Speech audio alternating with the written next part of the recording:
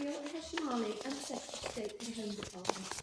Lord Reid will explain the judgment of the court.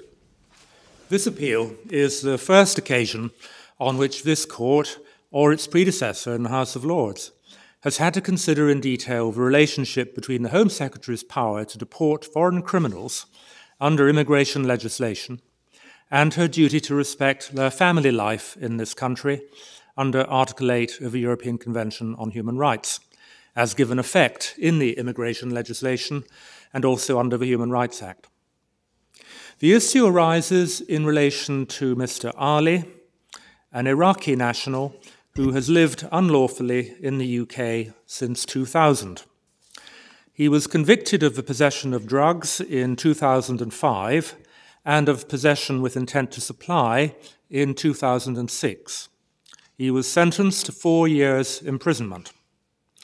After various preliminaries, the Home Secretary decided in 2010 to make a deportation order.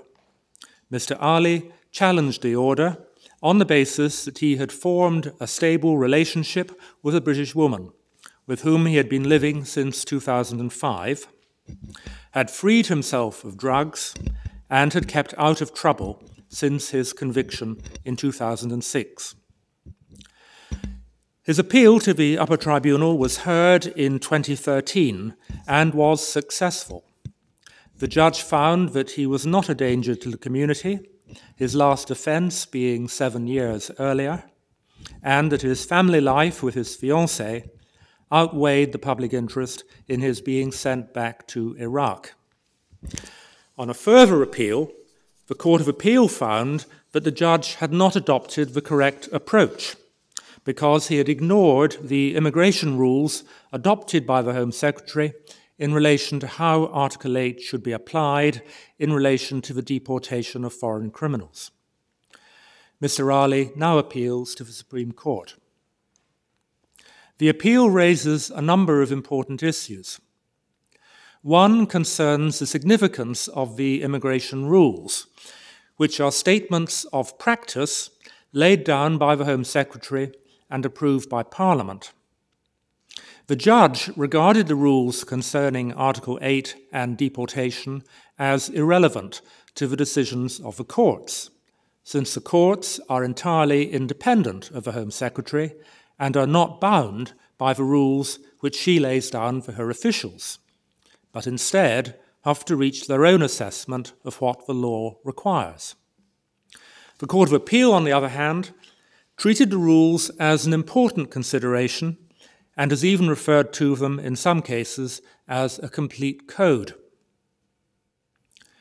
A second issue in the appeal concerns how much weight the court should give to family life, which is formed in the UK by a person who knows that he has no entitlement to remain here indefinitely.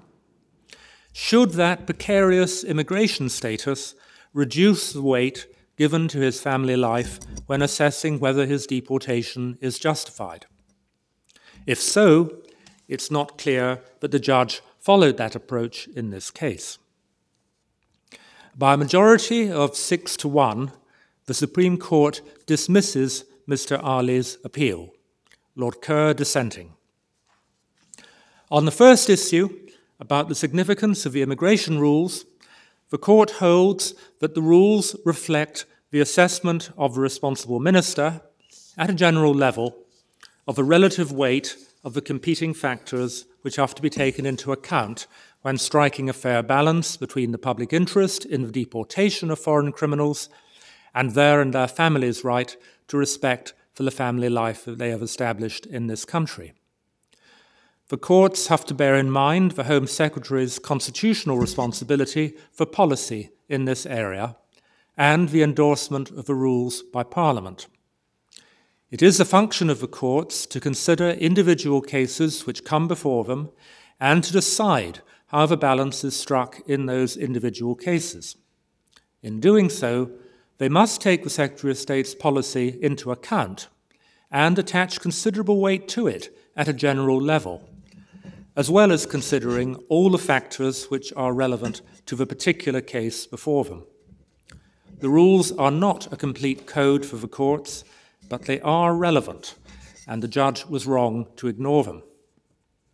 Under these particular rules, the Home Secretary accepts that there are specific circumstances in which family life will outweigh the public interest in deportation, but states that it will otherwise be only in exceptional circumstances that the public interest in deportation will be outweighed by other factors.